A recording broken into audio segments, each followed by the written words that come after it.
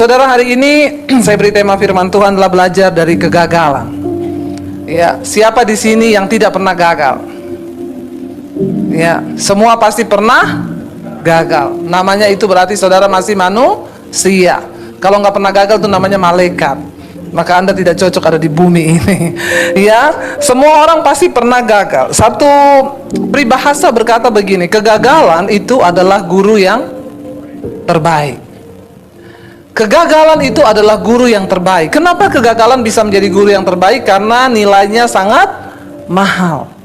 Kegagalan itu mahal harga yang harus dibayar. Tapi percayalah, di tangan Tuhan kegagalan itu bisa menjadi sesuatu yang justru membawa kita lebih bijaksana, lebih berhikmat, ya, dan bisa lebih mengerti rencana dan kehendak Tuhan. Ya, kita akan belajar, saudara, kenapa di dalam Alkitab ditulis kisah-kisah kegagalan, supaya kita belajar dan jangan mengulangi. Kemarin ada satu orang bapak telepon saya, dia bilang begini, "Ibu, saya ini sama istri saya hubungan kita sudah tidak harmonis. Terus saya tuh berdoa sama Tuhan, mau dibawa kemana ini rumah tangga saya? Dia tidak melayani saya lagi." Lalu saya bilang, "Mungkin bapak ada salah sama istri." "Ya dulu saya pernah salah sih, saya pernah selingkuh." Nah itu pasti istri juga sakit hati, kecewa. Ya bapak berkorbanlah, bayar harga untuk bagaimana istri bapak bisa percaya lagi kepada bapak. Ya sudah, saya sudah melakukan semua hal, tapi buktinya juga dia nggak bisa mengampuni saya, dia tetap tidak mau melayani saya. Ya saya bilang butuh waktu, itulah sebuah proses. Lalu dia bilang begini, saudara, "Saya itu sudah berdoa, Bu. Saya bilang, Tuhan, tunjukkan kemana arah rumah tangga saya. Saya sudah capek kayak begini terus." Lalu Bu, dia bilang, tiba-tiba Tuhan kirim wanita lain. Haleluya ya. Ajaib perkasa ini, saudara ya. Tuhan kirim wanita lain. Saya bilang, siapa yang kirim, Pak? Tuhan, Bu. Orang Kristen sekarang Tuhan dibilang setan, setan dibilang Tuhan. Saya bilang, "Pak, itu bukan Tuhan yang kirim, setan yang kirim." "Ya enggak, Bu. Jadi saya menemukan kebahagiaan dengan wanita ini. Dia senasib sama saya, juga dicuekin suaminya. Jadi kami sehati, serasa, sepikir, sejiwa, sepenanggungan." Saya bilang sama-sama masuk neraka. Ya, saudara bisa bayangkan nih. Akhirnya saya bilang gini, "Pak, nggak boleh bercerai, apalagi bapak mau nikah lagi, nggak boleh." Lalu dia bilang sama saya gini, "Loh Bu, buktinya di Alkitab Salomo, Daud kok boleh?" Ya, saya bilang, "Pak, semua di Alkitab itu ditulis soal kegagalan mereka itu. Bapak baca nggak harga yang harus dibayar? Dari sebuah kesalahan bagaimana Daud itu melakukan persinahan dengan Betseba, lalu ada harga yang mahal yang dia harus bayar. Itu ditulis supaya kita ini belajar. Jangan diulangi kegagalan yang sama. Ya, itu diizinkan ditulis bukan supaya saudara tiru. Oh, Salomo istrinya 1000 sama gundiknya, kalau gitu saya juga. Terus saya juga bilang, "Bapak mau niru Salomo? Kekayaan Bapak berapa?" Benar nggak, saudara? Ya, Salomo tuh kaya raya. Tidak ada raja yang lebih kaya daripada Salomo dalam catatan sejarah, dan itu yang Alkitab katakan. Ya, lalu Bapak mau meniru Salomo? Hello, please, saudara. Kenapa kegagalan mereka ditulis? Kita tahu bersama, karena kegagalan itu mereka juga mengalami sesuatu yang tidak enak. Hari ini kita akan belajar, saudara, dari kegagalan yang pertama. Siapa? Yudas. Yudas adalah seorang yang dekat dengan Yesus. Dia adalah murid Yesus. Setiap hari dia mendengarkan pengajaran dari Yesus. Tetapi pada akhirnya kita tahu bersama, karena uang, Yudas tergoda untuk menjual Yesus. Dan kita tahu bersama bagaimana tragisnya kisah hidup Yudas. Pada akhirnya dia sih menyesal dengan semua kegagalan yang pernah dia buat, tapi dia mengambil respon yang salah. Nah, ada beberapa hal yang kita bisa pelajari dari kisahnya Yudas ini, saudara. Ya, yang pertama, ya, semua orang bisa jatuh, termasuk murid Yesus, orang yang dekat dengan Yesus. Itu yang pertama yang harus kita pelajari dari kegagalan seorang Yudas. Nggak peduli siapapun, saudara, entah engkau pendeta, engkau pengerja, engkau orang Kristen yang rajin beribadah, kita semua rentan terhadap yang namanya dosa. Nggak ada satupun dari kita yang kebal terhadap dosa. Makanya kalau tahu penyebabnya, jangan lagi bermain-main dengan dosa. Ada orang Sukanya jatuh di got, tapi senangnya main dekat got. Ya, kalau udah tahu jatuh di got itu nggak enak, makanya jangan main dekat got. Nanti kecemplung lagi di got. Nanti kalau udah jatuh di got, siapa yang salah? Got. Ya, itu ada seorang majelis itu di Sulawesi. Istrinya ngomong, nanti kamu jangan mabok lagi ya. Saya tuh malu tiap pulang gereja mesti kamu minum mabok. Udah datang nanti orang gereja jemaat bilang, itu suamimu jatuh di got. Lalu dia bilang gini, tenang, saya sudah hafal semua got. Satu kali saudara pulang gereja, bener dia mabok sama teman-temannya, dilaporin sama istrinya, tuh suamimu udah di got lagi. Istrinya datang, saya kan udah bilang sama kamu, itu kamu jatuh di got lagi kan? Dia bilang, saya ini tahu di mana tempatnya got. Kemarin di sini tidak ada got. Siapa yang pindahin nih got ke sini? Jadi jangan suka main dekat dosa. Kalau engkau tahu engkau suka jatuh dalam dosa kenajisan, buat anak-anak muda di sini, ya, dosa percabulan, masturbasi, onani, itu adalah dosa. Kalau engkau tahu engkau suka jatuh, jangan lihat film porno. Amin. Yang muda-muda, hello, ya, nanti lihat yang begituan jatuh lagi. Ayo belajar dari pengalaman. Oh, saya itu kadang jatuh gini gara-gara begini-begini. Oh, saya nggak mau, dalam nama Yesus aku mau berjuang. Tidak ada satu orang pun yang kebal terhadap dosa, mau pendeta, mau siapapun. Makanya dulu ada seorang worship leader, dia bilang dia dijebak tuh minum di Kemang sampai mabok. Waktu mabok difoto sama temennya, lalu dikirim di Facebook, ya, lalu dia nggak boleh pelayanan. Dia bilang orang Kristen itu sok suci, Bu. Ya, saya tuh dijebak sama teman saya, makanya saya mabok. Ada orang dijebak sampai mabok, itu namanya menjebakkan diri. Saya bilang, waktu kamu minum minuman itu rasanya teh? Kan enggak, udah tahu itu minuman, kamu minum berarti kan kamu yang mencobai. Lalu dia bilang begini, padahal ya, zaman dulu Yesus aja duduk sama pelacur. Saya bilang, iya, tapi tidak ada ayatnya berkata, maka pergilah Yesus ke rumah pelacur. Jangan rubah-rubah ayat. Alkitab berkata pelacurnya yang datang dengar Yesus, bukan Yesus yang pergi ke rumah pelacuran. Saya bilang sama dia, lagian sekarang itu udah beda zamannya. Zaman dulu Yesus duduk sama pelacur, yang berubah siapa? Pelacurnya. Kalau sekarang pendeta duduk sama pelacur, yang berubah siapa? Haleluya. Bukan saya yang ngomong loh. Ya, jangan main api. Tidak ada seorang pun di antara kita yang kebal terhadap dosa. Amin. Yudas, orang yang dekat dengan Yesus, tiap hari dengerin. Jadi tidak menentukan Anda itu masuk gereja itu, imanmu itu bertumbuh apa enggak menentukan. Enggak menentukan orang pelayanan di atas mimbar, main musik, main gitar. Kalau hidupmu tidak sungguh-sungguh mencintai Tuhan, maka maaf, ya. Ada orang bilang begini, Bu, sekarang itu orang-orang di luar yang mau bertobat terima Yesus udah nggak mau ke gereja. Ya, katanya, itu pelacur mana mau ke gereja, nanti dihakimi di gereja, pakai rok mini, preman tatoan masuk ke gereja. Saya bilang jangan salah. Justru pelacur itu kalau datang ke gereja dia nggak pakai rok mini, karena dia tahu dia lagi nggak dinas. Lo pelacur, preman tuh kalau ke gereja sopan, karena dia tahu dia akan datang menghampiri rumah Tuhan. Justru orang Kristen itu, ya, satu kali pelacur ke gereja dia nggak mau datang lagi. Pendetanya sama istrinya pergi ke rumahnya. Kenapa nggak mau datang ke gereja lagi? Saya pelacur. Nggak apa-apa, kami tetap menerima kok. Walaupun kamu pelacur nggak usah malu. Enggak, saya malu. Kenapa? Di sana banyak langganan saya. Ternyata di gereja banyak langganan. Pastikan kanan kirimu tidak ada langganan. Hati-hati, nggak ada seorang pun yang rentan, yang kebal terhadap dosa. Ya, yang pertama kita belajar dari kegagalan Yudas, semua orang bisa jatuh dalam dosa, sekalipun murid Yesus. Yang kedua, apa yang kita bisa pelajari dari kegagalan seorang Yudas? Yang kedua,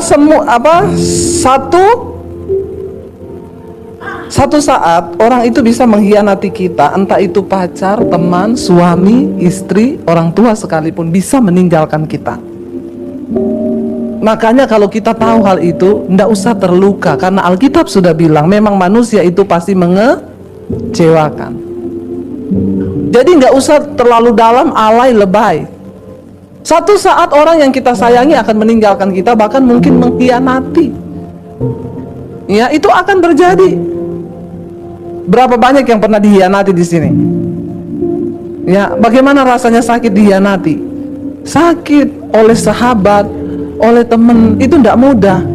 Tapi kita harus belajar bahwa Yesus mengajarkan kepada kita, berkatilah orang yang menyakiti kita. Dari orang-orang seperti ini kita bisa belajar untuk melakukan firman Tuhan.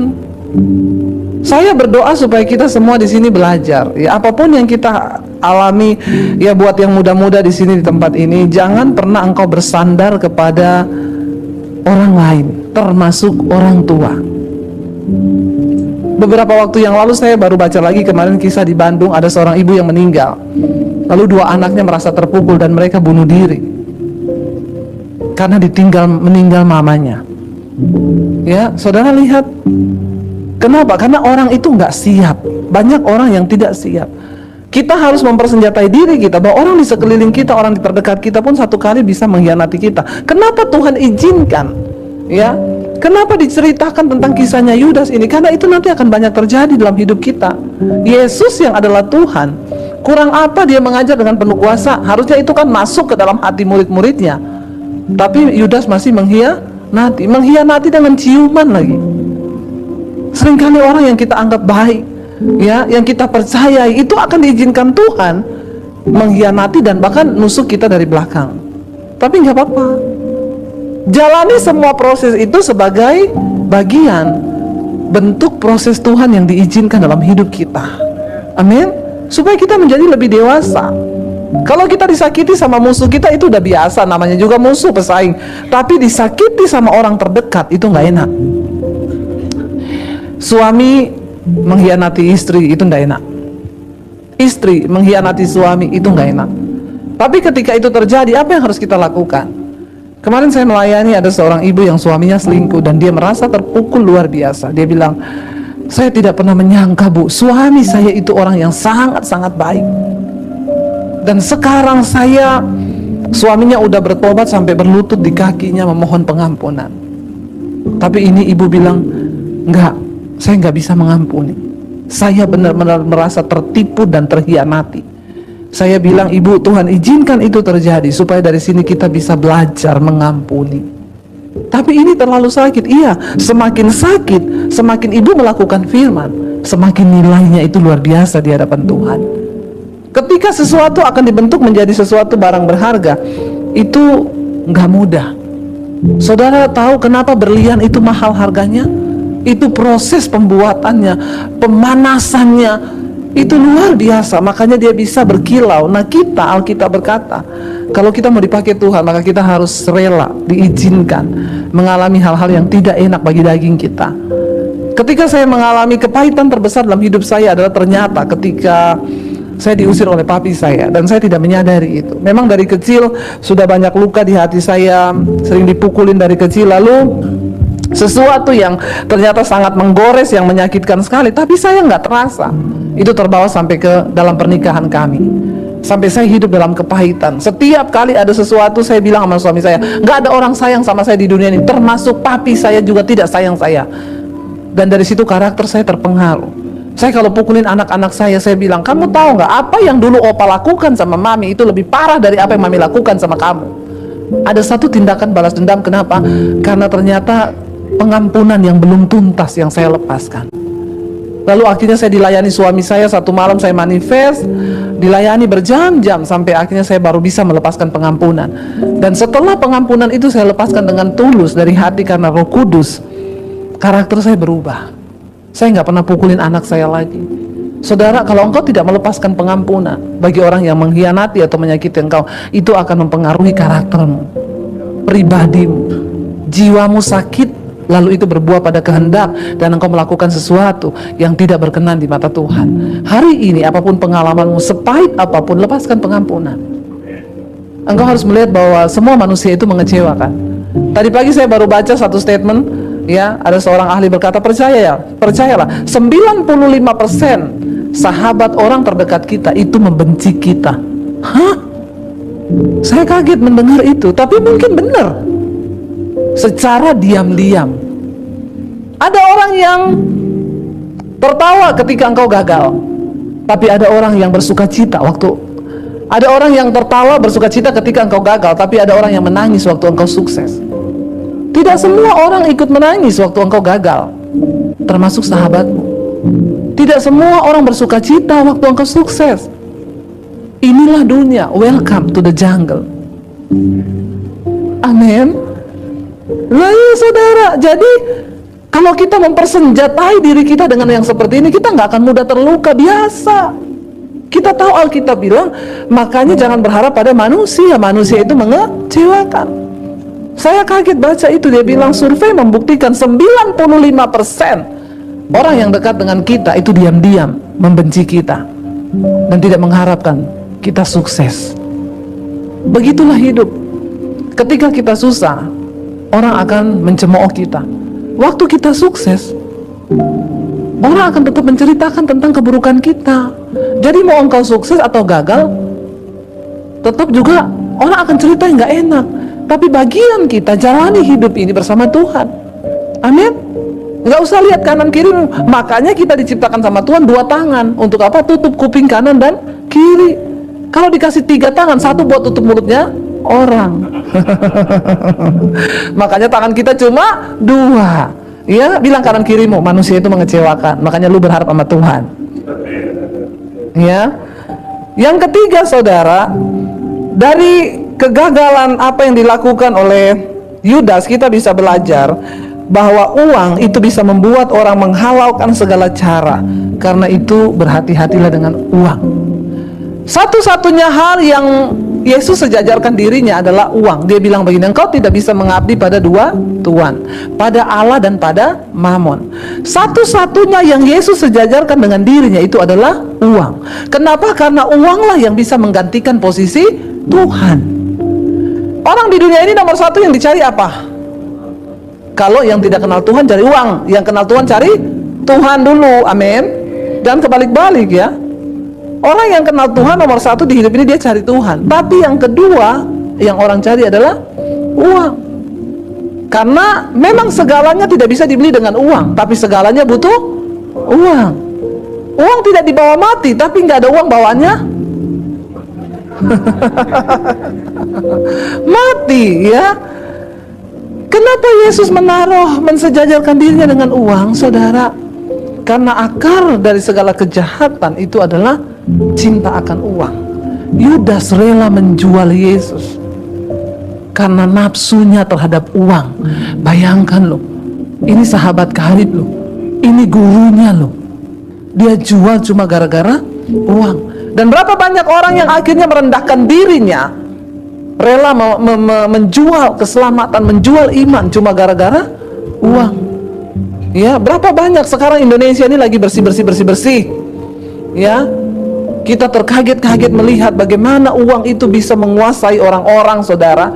Dan makanya bangsa ini tidak pernah mengalami yang namanya kemakmuran, karena uang, sebenarnya uangnya bangsa ini banyak, tapi diputar-putar hanya oleh sekelompok orang yang memang cinta uang. Uang itu sangat berbahaya. Segalanya butuh uang, tapi tidak semua bisa dibeli dengan uang. Saya suka dengan Pengkhotbah pasal yang ketiga. Dia bilang begini, aku telah melihat sebuah kesia-siaan di bawah matahari ini. Pekerjaan yang diberikan Tuhan kepada anak-anak manusia itu hanya untuk melelahkan diri. Karena semakin banyak orang memiliki harta, semakin banyak pula yang menghabiskannya. Saya retret di puncak, pinjam villa. Saya tanya sama penjaga villanya, Pak, yang punya villa sering datang ke sini enggak? Enggak pernah, Bu. Jadi yang tinggal di villa ini siapa? Saya dan keluarga. Anaknya datang langsung lompat ke kolam renang berenang. Bapaknya yang penjaga villa duduk di samping kolam menikmati secangkir kopi. Mamanya goreng pisang di belakang. Sesekali dia datang bawa pisang goreng, mereka bercengkrama di samping kolam. Betapa bahagia keluarga ini. Saya bilang, Pak, jadi kalau ada perbaikan, ada yang rusak, saya tinggal SMS yang punya villa. Plafon rusak, Pak, saya udah tanya tukang biayanya berapa, 3 juta, oke, saya transfer. Listrik habis, Pak, berapa? Sekian, oke, saya transfer. Saya bilang sama bapak penjaga villa, selamat, Pak. Kenapa? Bapak lebih dari pemenang. Amin gak? Nggak pernah mikir bayar cicilan villa. Menikmati villa dan isinya masih plus setiap bulan dikasih gaji. Yang punya villa mungkin di Jakarta cekot-cekot mau kena stroke. Kenapa? Mikir cicilan. Jadi siapa yang lebih menikmati hidup? Kenapa engkau nggak boleh cinta uang? Karena Alkitab bilang banyak orang diberi karunia untuk bisa mendapat kekayaan, tapi tidak semua dikasih anugerah untuk bisa menikmatinya. Amin. Jadi hidup ini bukan soal banyak atau sedikit yang engkau dapat, tapi apakah engkau mensyukuri untuk bisa menikmati jerih lelahmu di dunia ini. Kata Pengkhotbah pasal 3, itu pun juga adalah anugerah Tuhan. Jadi nggak semua orang bisa nikmati apa yang dia dapat. Bukan soal banyak, tapi manusia karena cinta uang dia tertipu, saudara. Walaupun hanya sedikit, ketika engkau dikasih anugerah oleh Tuhan, engkau bisa menikmati dan mensyukuri itu. Yang muda-muda di sini ingat ya. Anak saya bilang begini, Mami, nilaiku dikasih jelek sama guruku. Karena anak saya sekolah di negeri, satu kelas, cuma dia yang Kristen. Saya bilang, gak apa-apa nak. Padahal aku udah ngumpulin tugas, nilaiku jelek, gak apa-apa. Kenapa saya bilang gak apa-apa? Saya bilang sama anak saya, masa depan dan kesuksesanmu tidak ditentukan oleh nilai di raportmu. Jangan langsung, yes, berarti walaupun merah nggak belajar, ya itu lain cerita, harus belajar, ya. Tapi kalau keadaannya begitu, saya bilang nggak apa-apa. Kenapa? Saya bilang sama anak saya, dia bingung, saya nanti kuliahnya kemana ya, Mam? Berdoa. Kenapa? Saya bilang sama anak saya, kesuksesan seorang manusia di dunia ini bukan waktu dia mencapai semua cita-citanya, tapi ketika engkau mencapai cita-cita Tuhan atas hidupmu. Amin.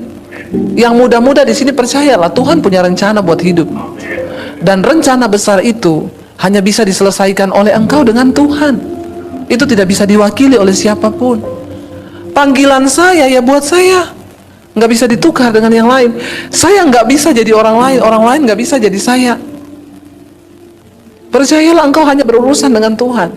Yang muda-muda di sini, mungkin engkau berkata, aduh tambah zaman kayaknya dunia makin susah ya, lihat sarjana pada nganggur. Banyak perusahaan yang tidak sepakai orang lagi sekarang. Bank-bank di Eropa mulai banyak yang memecat pegawainya. Kenapa? Semua diwakilkan oleh mesin. Orang nggak lagi pakai tenaga orang. Tol berapa banyak yang dipecat karena tol sekarang tinggal gesek. Tetapi kalau engkau berjalan bersama Tuhan, maka Dia akan memberikan sesuatu yang baru. Kenapa? Karena Tuhan kita itu Tuhan Allah yang kreatif dan luar biasa. Saya beberapa waktu yang lalu itu di hati saya terus Tuhan itu mendengungkan, ambil alih dunia media, pakai untuk pekabaran Injil. Saya tuh bingung, saudara, tadinya maksudnya apa sih? Kalau dunia media itu berarti TV, radio, apa gitu. Lalu saya pikir beberapa TV sudah minta saya rutin untuk berkhotbah di Damai TV, Good TV. Tapi Tuhan bilang bukan itu, ambil alih. Akhirnya saya tanya sama satu teman saya yang kerja di salah satu TV, saya bilang, kalau saya mau ambil jam siaran di TV gimana caranya? Ibu siapkan dulu 10 episode minimal yang harus disetor ke kami. Nanti itu kami akan lihat. Tapi supaya memenuhi standar untuk kualitas TV, ibu siaran di studio kami aja. Sekali pakai 1 episode 6 juta. Kalau saya mau syuting 10 episode kan 60 juta. Saya bilang, aduh nggak jadi deh. Ya, nggak bisa, saya 60 juta mahal. Akhirnya nggak jadi. Saya pikir sudahlah, tapi Tuhan itu terus taruh di hati saya, ambil alih dunia media. Waktu engkau tanggap dengan apa yang Tuhan mau kasih itu, saya terus bawa dalam doa, dan itu saya terus dengungkan, dan saya mencari maksud Tuhan itu apa. Lalu Tuhan mempertemukan dengan rencana dan kehendaknya. Satu kali saya pelayanan di Bali, ketemu sama saudara di satu kafe, saya sama mami saya Saya datang di kafe itu lagi ada orang syuting, saudara. Saya tanya, produsernya duduk di samping meja saya. Pak, ini lagi buat apa ya? Dia bilang, ini buat siaran TV, Bu. Oh, di channel apa? Di YouTube. Terus saya bilang, loh, TV di YouTube? Iya, yo, Ibu nggak tahu. Sekarang semua artis-artis beralih ke YouTube, Bu, karena nggak ada lagi orang nonton TV. TV pun ada smart TV, nontonnya YouTube di TV. Benar nggak? Jadi kenapa, Bu, bisa begitu? Karena sekarang itu YouTube itu lintas negara, lintas budaya, lintas benua, lintas agama, lintas usia. Semua orang cuma di genggaman. Terus saya kan waktu dengar gitu, roh saya terbakar, saudara. Jadi karena saya exciting banget, saya tanya, berarti saya juga bisa ya bikin TV channel di YouTube? Dan mukanya dia itu sangat tidak enak menatap saya. Ya, dia bilang begini, ya semua juga orang bisa. Ibu punya konten apa? Saya bilang biasa aja, Pak. Nggak usah ngajak berantem. Ya, lalu dia lagi pegang laptop di situ, buka-buka YouTube. Saya bilang, Pak, coba ketik nama saya, Pak. Dia bilang, emang ada? Ada, Pak. Siapa namanya? Dia ketik juga, saudara. Saya bilang, Debbie Basjir, itu Delta Eko berapa-berapa yang diketik sama dia. Waktu dia klik, dia bilang, ih, banyak banget nih tayangannya Ibu. Ih, ini ada yang nonton sampai 200.000 loh, Bu. Terus saya gini, ya. Jadi saya balik tanya, jadi bagaimana, Pak? Kira-kira bisa saya bikin? Dia bilang, ih, bisa banget, Bu. Ibu udah punya nama di YouTube, berarti orang udah cari Ibu. Kalau tayangannya udah ada 200.000. Lalu saya pulang, saya bilang sama suami saya, kita bikin channel YouTube yuk. Buat apa? Memberitakan Injil. Saya nggak pernah berpikir jadi YouTuber, nggak. Lalu akhirnya sama suami saya dibikinlah. Agak-agak setengah hati dia bikinnya. Saya tayang khotbah, apa yang Tuhan taruh saya khotbahkan. Satu kali Tuhan suruh saya bikin khotbah dengan tema akibat dosa tersembunyi. Di syuting tayang, yang nonton 100.000 lebih. Lalu orang minta nomor HP, Ibu saya mau konseling, Ibu saya mau konseling. Saya kasih, saudara. Kalau yang nonton 100.000, taruhlah yang konseling 10%. HP saya error langsung. Untung saya tidak error. Itu saya hadapi orang konseling, saudara. Ya, tapi dari situ saya tuh bahagia. Beberapa orang yang bukan Kristen sudah dibaptis menerima Yesus sebagai Tuhan dan Juru Selamat. Tuhan akan bawa kita kepada sesuatu yang baru karena Dia itu sumber dari segala ide kreatif. Waktu saya mau tidur malam, saya berdoa. Tuhan tuh ngomong di hati, kamu itu memberitakan kerajaan Allah, Injil, kabar baik. YouTube bisa berhutang sama kamu, tapi aku Tuhan tidak pernah berhutang. Lakukan bagianmu, nggak usah mikir itu. Saya nangis malam itu bertobat, Tuhan ampuni saya Tuhan. Iya Tuhan, ampun. Enggak Tuhan, saya percaya Tuhan, jiwa-jiwa itu lebih berharga. Bangun pagi jam 6 pagi, tiba-tiba HP saya bunyi. Saya lihat nomornya 00 plus 0. Wah, ini bukan Indonesia. Saya angkat. Dia bilang, halo, ini Pastor Debbie Basjir. Iya, halo Ibu, saya dari Amerika. Ibu, saya tuh tiap hari dengerin khotbah Ibu. Kami di sini nggak ada gereja, kami ada di daerah terpencil. Jadi Ibu itu udah jadi kayak pendeta kami. Ibu, maaf ya, saya boleh nggak minta nomor rekening? Saya mau kirim MoneyGrab. Waktu dia bilang begitu, Tuhan tuh ngomong, aku tidak pernah berhutang. Waktu engkau niatnya, uang itu belakangan, nggak usah dipikir. Tapi ketika engkau melakukan kehendak Tuhan terlebih dahulu, maka semua itu Alkitab bilang Tuhan tambahkan. Jangan kayak Yudas mata duitan. Amin. Akan menghalalkan segala cara. Yang terakhir di sini, apa yang kita bisa pelajari dari Yudas? Mari responi setiap kegagalanmu dengan cara yang positif.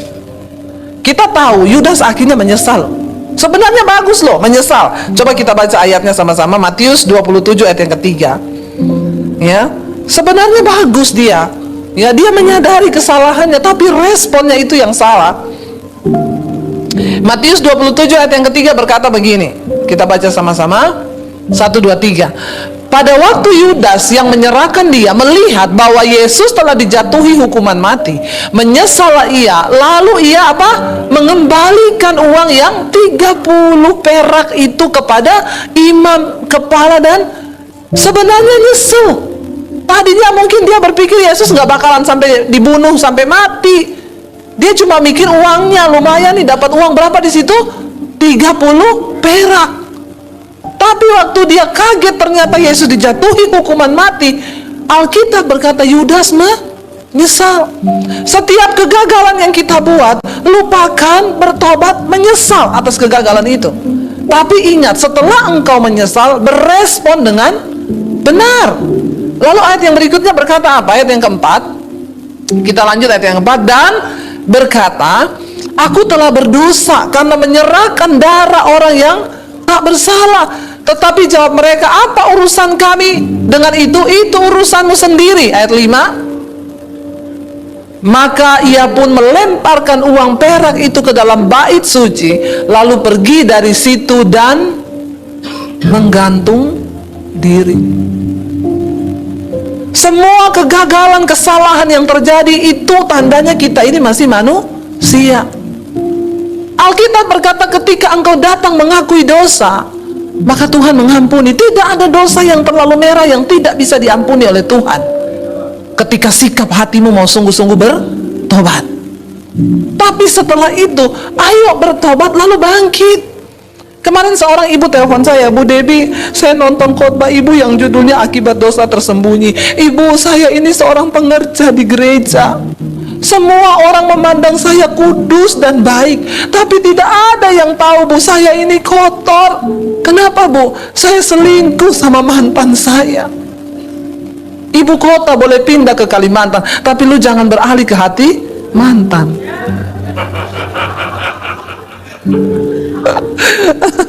Ya, saya bilang,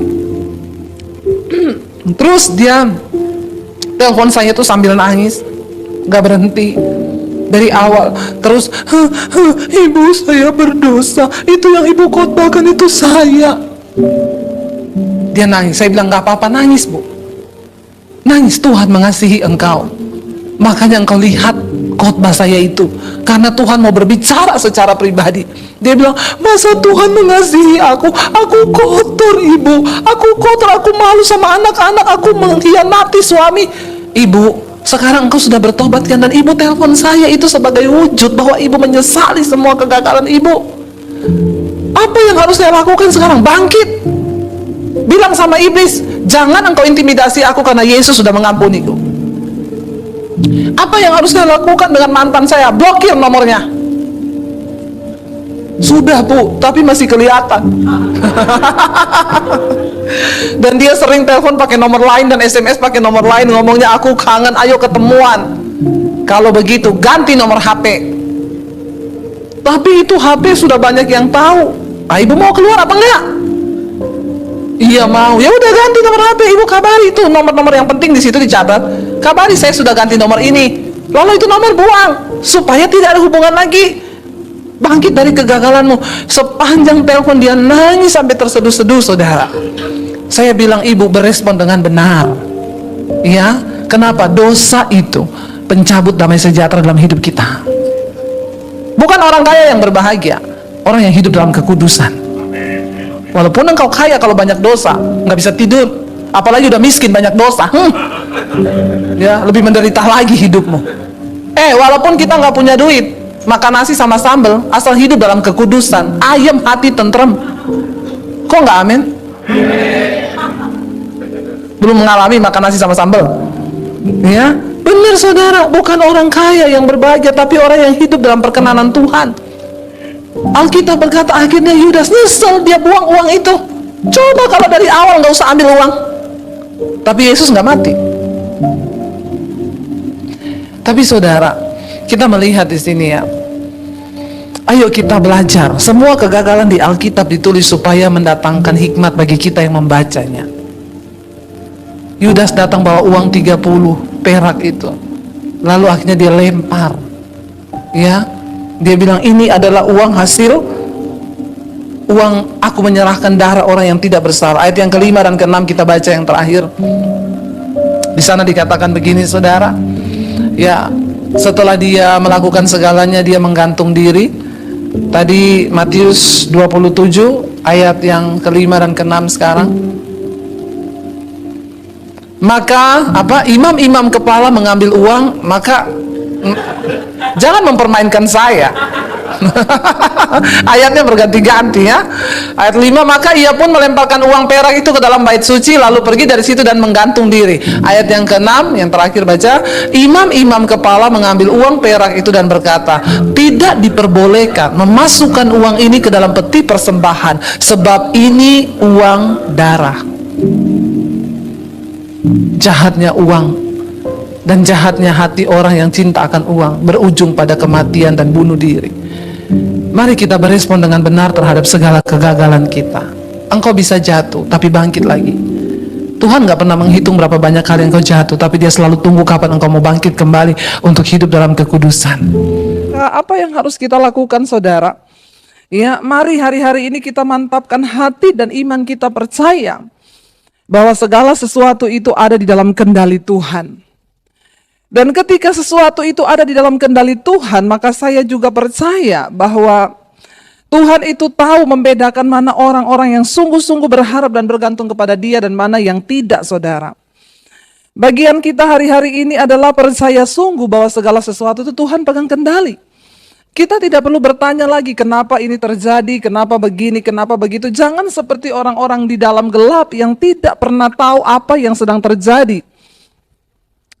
Saya tuh bersyukur, saudara, kenapa? Karena Tuhan itu, ya, dari dulu saya selalu berdoa, Tuhan, ya, aku ingin melayani Tuhan, ya, dan aku ingin mengikuti pergerakan Tuhan, dan bawa aku Tuhan di mana di tempat Engkau berada. Saya percaya masa pandemi ini telah membuka mata kita, ya, baik dari hamba Tuhan, gereja Tuhan, bahkan jemaat Tuhan. Ketika kita ada di dalam pergerakan Tuhan, maka kita tidak perlu bingung, kita tidak perlu takut.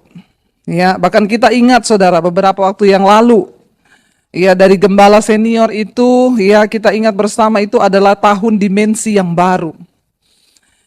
Ketika saya juga bahkan pernah menyampaikan firman di tempat ini tentang dimensi yang baru itu seperti apa. Saya ingat pada waktu itu saya berkata ketika kita mau dibawa masuk dalam dimensi yang baru atau dimensinya Tuhan, maka kita harus mempersiapkan hidup. Ya, kenapa, saudara? Karena memasuki dimensi Tuhan itu bukan sesuatu yang seperti kita bayangkan. Karena ada begitu banyak orang Kristen yang selalu mengkonotasikan tentang Tuhan dan dimensi Tuhan itu dengan hal-hal yang enak bagi daging kita. Kita berpikir ketika memasuki dimensinya Tuhan itu adalah masalah kita selesai, kita melihat mujizat, kita melihat pembelaan Tuhan, kita melihat sesuatu yang mengenakkan. Tetapi kita lupa bahwa untuk memasuki dimensinya Tuhan itu bukan sesuatu yang mudah. Kenapa? Karena cara berpikir manusia dengan cara berpikir Tuhan itu berbeda. Memasuki dimensinya Tuhan itu tidak mudah dan tidak enak pasti bagi daging kita. Kenapa? Karena jalan kita bukan jalan Tuhan. Rencana kita bukanlah rencana Tuhan.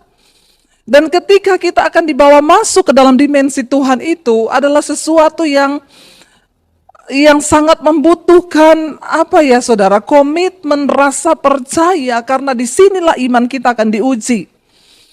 Ya, saya juga masih ingat, ya, kalau tidak salah dulu saya menyampaikan di jemaat di tempat ini bahwa satu saat Alkitab berkata Tuhan akan menggoncangkan bukan hanya bumi saja tetapi langit juga. Memasuki dimensinya Tuhan itu juga berbicara tentang memasuki satu pemurnian atau goncangan, ya. Dan kitab Ibrani itu berkata, semua akan digoncang, dan ungkapan satu kali lagi, ya, Tuhan berkata, satu kali lagi aku akan menggoncangkan bukan hanya bumi saja tetapi langit juga, dengan sebuah tujuan supaya apa? Tertinggal satu umat yang tidak tergoncangkan. Dan bukankah kita melihat hari-hari ini, saudara, semua berubah, keadaan berubah, tatanan hidup manusia berubah. Ya, dulu semuanya bisa bertemu dengan bebas, bahkan gereja juga berubah hari-hari ini. Dan kita mau atau tidak mau, kita suka atau tidak suka, setiap kita itu dipaksa untuk masuk dan beradaptasi dengan tatanan yang baru. Apa yang harus kita lakukan hari-hari ini? Mari, saudara, di dalam segala perubahan yang terjadi, di dalam segala keadaan yang terjadi, entah itu berat, ya, atau sangat-sangat berat, kita harus tetap percaya bahwa Tuhanlah yang pegang kendali. Pengkhotbah 3 ayat 14 berkata, aku tahu bahwa segala sesuatu yang dilakukan Allah itu akan tetap ada, itu tidak bisa ditambah dan gak bisa dikurang. Ya, mau sehebat apapun pendeta berdoa mau tengking virus ini, kalau Tuhan yang sudah berkehendak, ya kita tidak bisa melakukan apapun, tidak bisa ditambah, gak bisa dikurang. Dan kita lihat ayat ini berkata begini saudara, dan mengapa Allah berbuat demikian supaya manusia takut akan Dia. Masa-masa ini diizinkan Tuhan supaya apa? Manusia berbalik dan hidup takut akan Tuhan. Di tengah masa pandemi ini ya ada banyak hal negatif memang ya. Dari sisi negatif banyak saudara. Jutaan orang kehilangan lapangan pekerjaan. Bahkan jutaan orang juga yang dipanggil ya akhirnya meninggal karena virus ini. Tetapi kalau kita melihat dari sisi positifnya saudara, ada begitu banyak orang yang berbalik dan mulai belajar hidup takut akan Tuhan. Saya mendapatkan banyak kesaksian orang-orang yang dulunya hidupnya tidak pernah mikirin Tuhan, tetapi karena di depan mata semua manusia diperhadapkan dengan yang namanya kematian. Orang mulai berbalik untuk mencari Tuhan. Mengapa Tuhan izinkan ada hal-hal yang tidak dapat dirubah di dalam hidup ini? Kenapa Tuhan izinkan ada musim, ada satu keadaan yang bahkan manusia manapun tidak bisa merubahnya? Satu tujuan Tuhan supaya manusia itu belajar untuk hidup takut akan Tuhan. Saya berdoa di tengah masa pandemi ini biar kita semua mulai saudara, iya, kita mulai datang kepada Tuhan, memperbaiki diri, apa yang perlu kita perbaiki. Ya, kalau ada hal-hal yang mungkin selama ini sudah kita hidupi, kita hidup di dalam dosa, kita melakukan segala hal yang tidak berkenan, mari kita mulai berbalik kepada Tuhan, hidup di dalam takut akan Tuhan. Tidak ada yang lain yang bisa kita lakukan hari-hari ini selain bertobat, berbalik, apalagi yang mau kita andalkan. Hari ini orang tidak bisa lagi mengandalkan kekayaan, ya bahkan mau cari rumah sakit aja orang punya duit banyak tidak dapat saudara. Ya, apa yang bisa kita andalkan hari-hari ini hanya bergantung kepada Tuhan. Ya sebab sekarang untuk bisa mencari oksigen saja manusia begitu sulit. Ketika sesuatu terjadi kita mengalami sesak napas, saya juga mengucap syukur kalau saya dan keluarga kami diizinkan 2 kali ya terkena COVID. Dan yang kedua itu yang varian baru, yang Delta itu saudara. Saya juga sempat merasakan bagaimana yang namanya sesak napas dan aduh rasanya mau cari oksigen itu sulit. Sampai nafas saya sudah berbunyi, tinggal sampai di leher sini, dari dada sampai ke atas itu sudah sesak. Hari itu yang terbayang di benak saya hanyalah kematian di depan saya.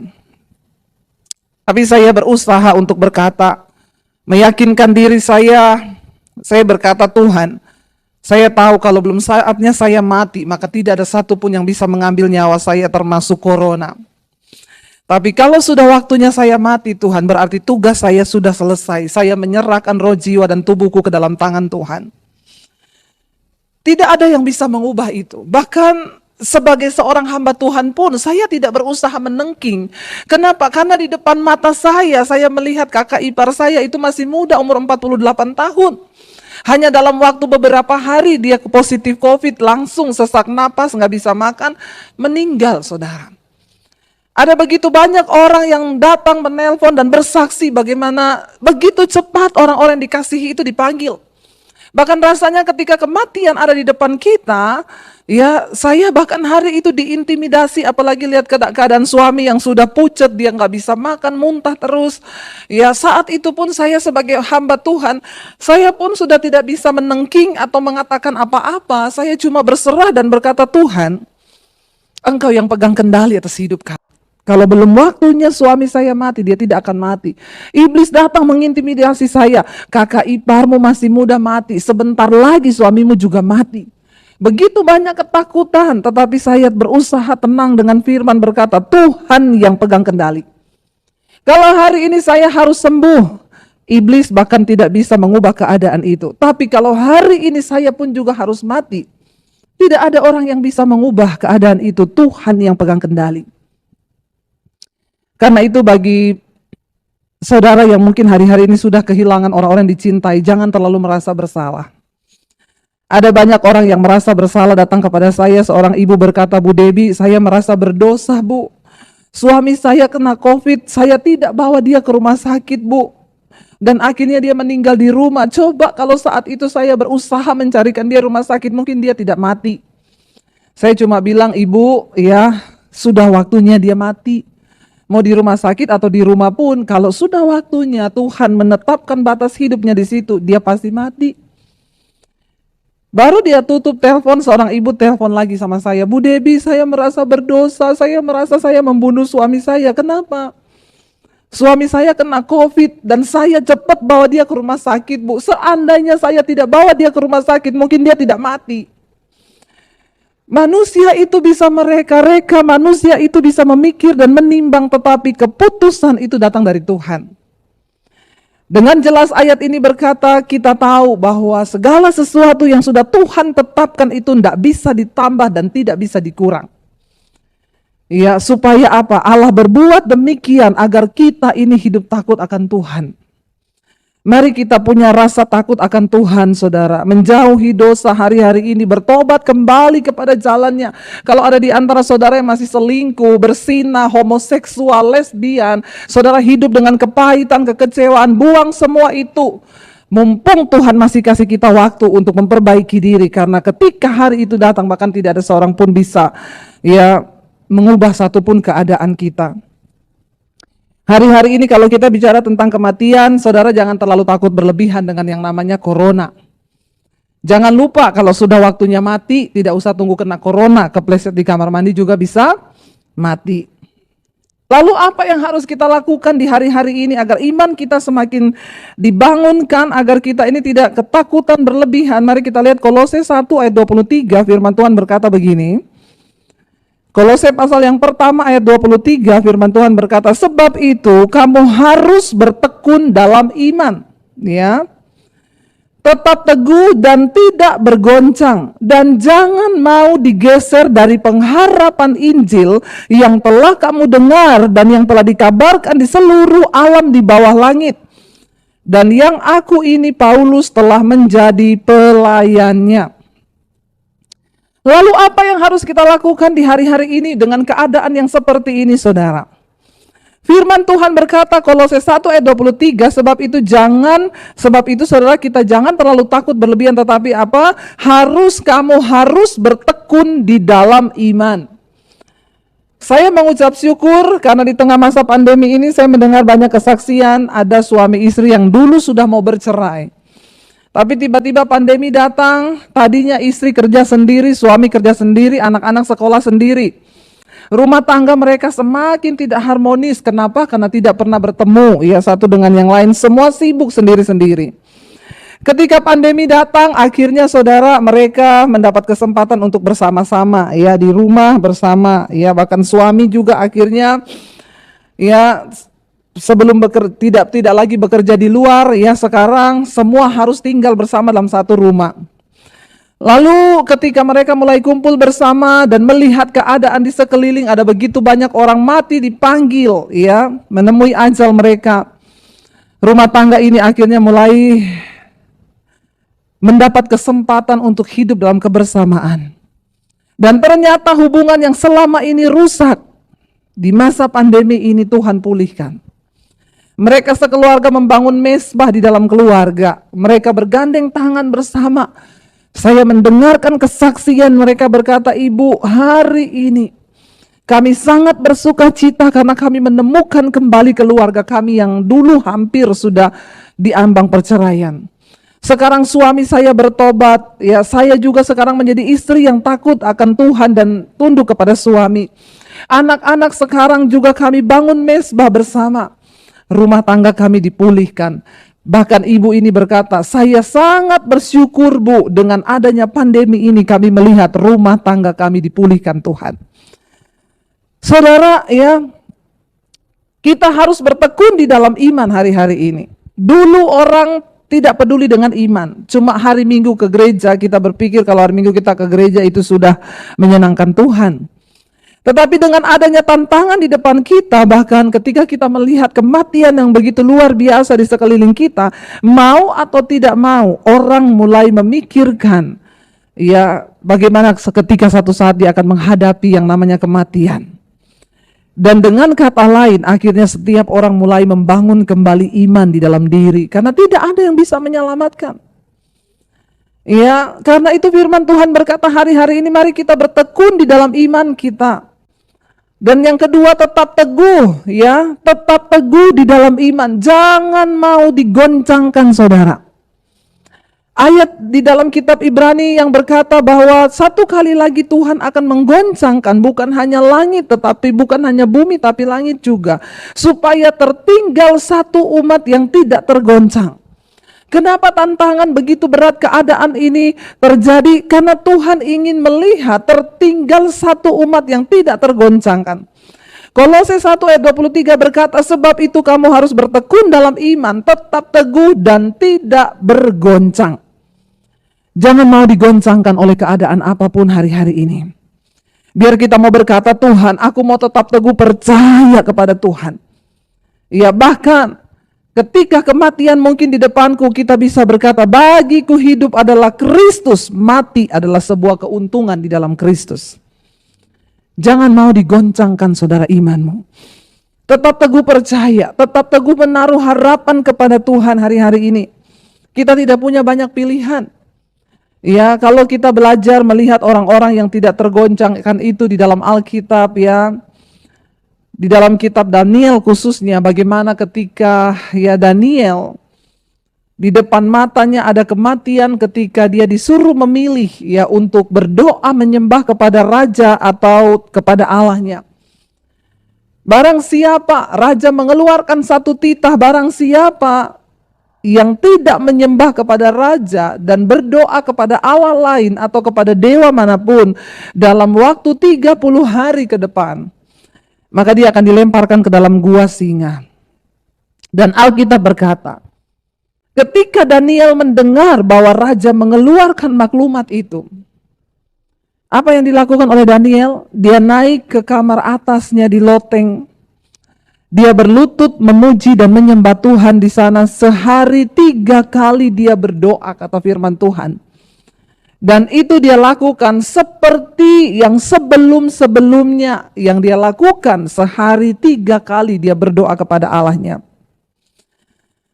Orang-orang yang tidak tergoncang adalah orang-orang yang percaya bahwa Tuhan itu turut bekerja dalam segala sesuatu untuk mendatangkan kebaikan.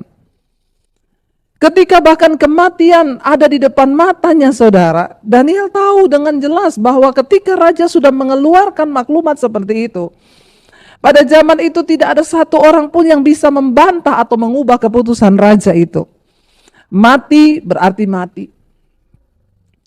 Daniel memiliki sebuah keyakinan bahwa dia memiliki Tuhan yang hidup, yang dia sembah itu Tuhan yang berkuasa. Tetapi seringkali kita manusia, ya kita juga sama sih punya anggapan aku menyembah Tuhan yang hidup. Lalu kita mulai berdoa, Tuhan kalau begitu Tuhan engkau jamah hati raja untuk mengubah keputusan itu Tuhan. Ya, apakah Daniel meminta seperti itu? Orang-orang yang sungguh-sungguh menaruh iman dan harap kepada Tuhan, yang tidak tergoncang imannya, mereka bahkan tidak peduli apakah mereka ditolong atau tidak oleh Tuhan. Ketika Sadrak, Mesak, dan Abednego juga akan dimasukkan ke dalam dapur api yang menyala-nyala, mereka berkata kepada Raja Nebukadnezar apa? Sekalipun Allah yang kami sembah tidak menolong kami dan tidak mengeluarkan kami dari dalam dapur api ini, kami tidak akan pernah menyembah selain daripada Allah kami. Itulah iman orang yang tidak tergoncangkan, saudara. Daniel tetap berdoa melakukan seperti yang dia lakukan, menaruh iman, terus membangun iman, tekun, tetap teguh dan tidak tergoncang. Apakah Daniel akhirnya bebas dari gua singa? Tidak. Apakah raja akhirnya mengubah keputusan atau maklumatnya? Juga tidak. Daniel tetap ditangkap dan dilemparkan ke dalam gua singa yang di dalamnya ada singa. Tapi cara kerja Tuhan seringkali tidak seperti dengan cara kerja kita manusia. Daniel tetap masuk di dalam gua singa. Sadrak, Mesak, dan Abednego tetap masuk dalam dapur api yang menyala. Tuhan tidak mengubah dapur apinya, Tuhan tidak mengubah hati rajanya. Tetapi Tuhan bekerja dengan luar biasa. Dia mengubah Sadrak, Mesak, dan Abednego. Tubuh mereka dirubah dalam tubuh kemuliaan dan tidak tersentuh oleh api sedikit pun. Saudara, ketika Daniel juga dilempar ke dalam gua singa, Alkitab nggak mencatat singa itu mati. Enggak, singanya tetap hidup. Tapi Tuhan membuat singa itu tidak bernafsu untuk makan Daniel, saudara.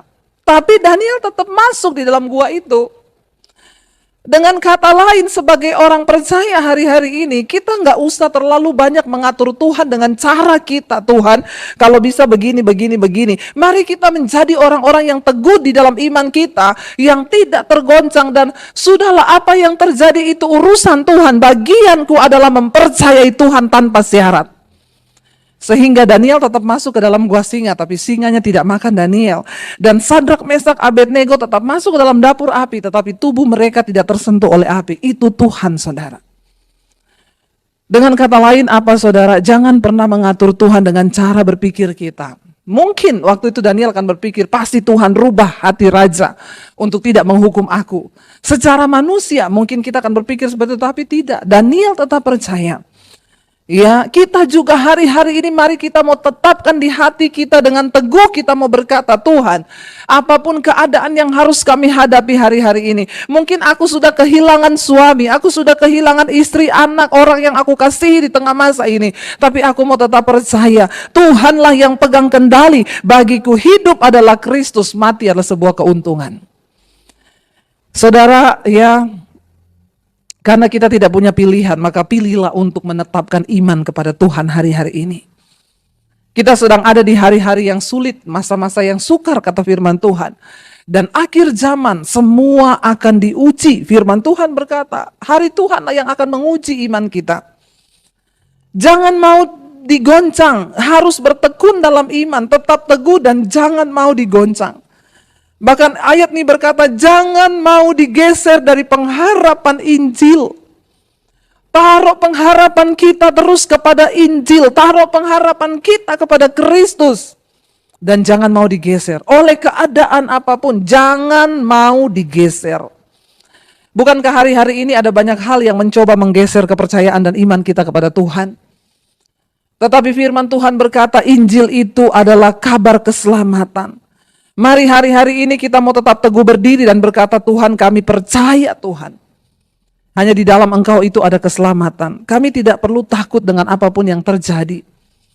Seperti Daniel, Sadrak, Mesak, dan Abednego yang memiliki iman yang tidak tergoncang kepada Tuhan. Bahkan mati di depan mata pun akan kami jalani bersama dengan Tuhan.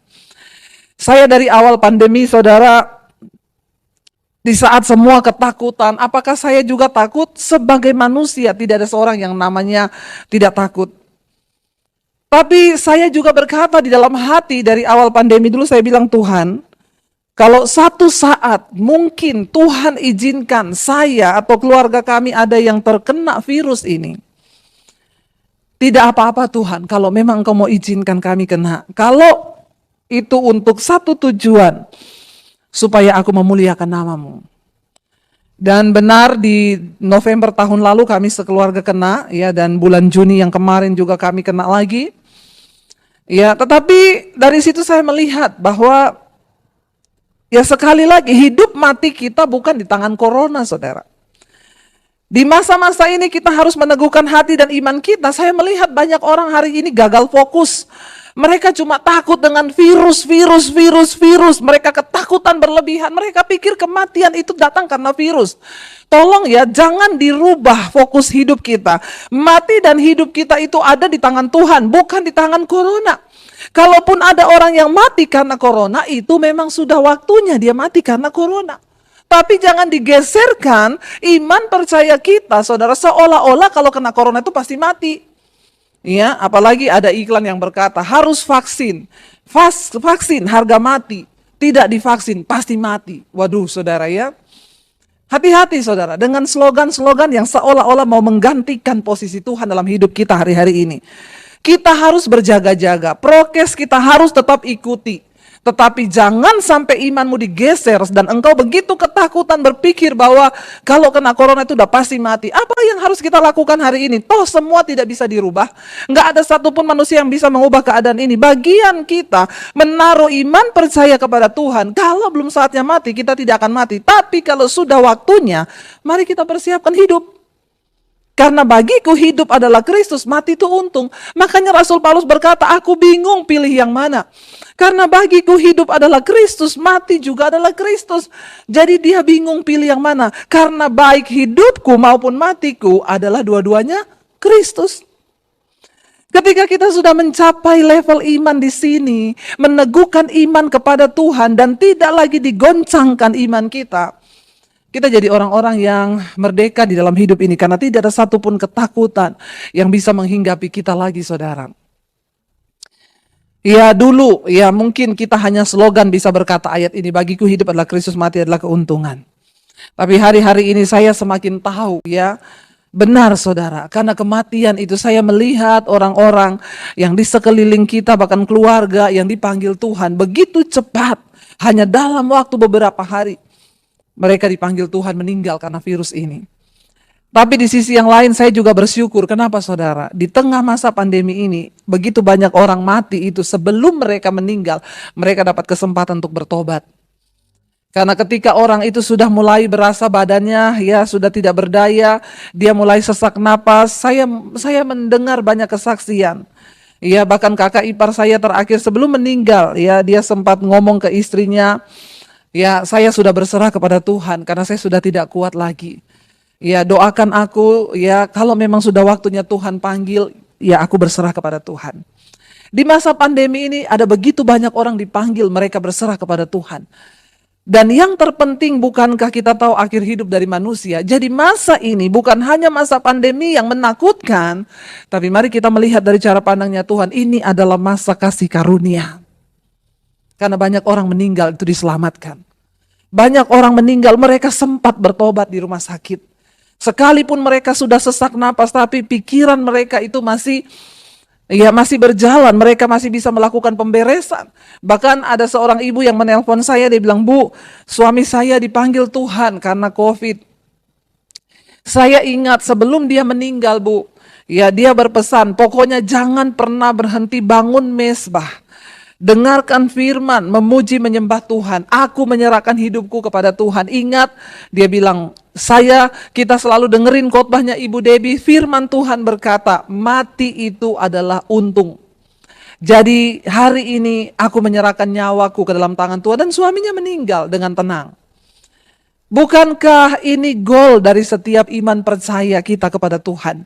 Bahwa tidak ada satupun dari kita lagi yang takut menghadapi kematian, saudara. Ingat, hidup kita yang sesungguhnya bukanlah di dunia ini, tapi ada kehidupan yang sesungguhnya. Tuhan berkata di bumi ini kita hanya perantau. Karena itu saya mau ingatkan saudara, kalau hari ini engkau masih hidup di dalam dosa, kalau hari ini engkau masih nyaman dengan perselingkuhan, kenajisan, dengan kepahitan, kekecewaan, amarah, dengan segala hal, engkau masih sibuk berburu hal-hal duniawi, engkau masih memiliki mimpi mencapai kekayaan yang besar dan segala macam itu yang membuat engkau jauh dari Tuhan, maka hari ini bertobat saudara. Firman ini berkata, mari kita kembali kepada Tuhan. Tuhan mengizinkan semua ini terjadi supaya apa? Manusia itu belajar hidup takut akan Allah. Ketika kita hidup takut akan Tuhan, maka kita bisa berkata, Tuhan kapanpun engkau panggil kami, kami siap. Saudara, ya persiapkan hidup kita hari-hari ini. Bahkan masa yang ke depan tidak akan semakin membaik. Karena Alkitab berkata, di akhir zaman memang akan datang masa yang sukar. Kita bahkan tidak pernah tahu apa yang akan terjadi setahun ke depan. Kita tidak pernah tahu apa yang akan terjadi 2 tahun ke depan. Kita sudah ada di masa-masa yang terakhir hari-hari ini. Mari kita terus meneguhkan iman kita kepada Tuhan. Tetapi kita tetap percaya bahwa orang yang sungguh-sungguh mengandalkan Tuhan, kita sangat-sangat yakin firman Tuhan berkata, Dia Allah yang bertanggung jawab bahkan sampai pada hidup kita, sampai pada kekekalan. Mari kita tundukkan kepala sama-sama, kita mau satukan hati, kita berdoa. Terima kasih Bapa, kami tahu apa yang sudah Tuhan izinkan terjadi di dunia ini tidak bisa dikurangi atau ditambahi oleh siapapun. Tuhan mengizinkan semua ini terjadi supaya seluruh umat manusia yang ada di bumi ini belajar untuk hidup takut akan Tuhan. Bahwa Engkaulah yang pegang kendali bahkan atas nafas hidup kami. Nafas kami bukan tergantung kepada tabung oksigen, tetapi nafas kami itu tergantung kepada Tuhan. Kami semua hari ini merendahkan diri berserah kepada Tuhan. Ampuni kami Bapa. Kalau ada begitu banyak hal yang kami lakukan yang belum berkenan kepada Tuhan. Ampuni kami sebagai para hamba-hamba Tuhan. Ampuni kami sebagai jemaat Tuhan, sebagai gereja Tuhan. Ampuni kami Bapa.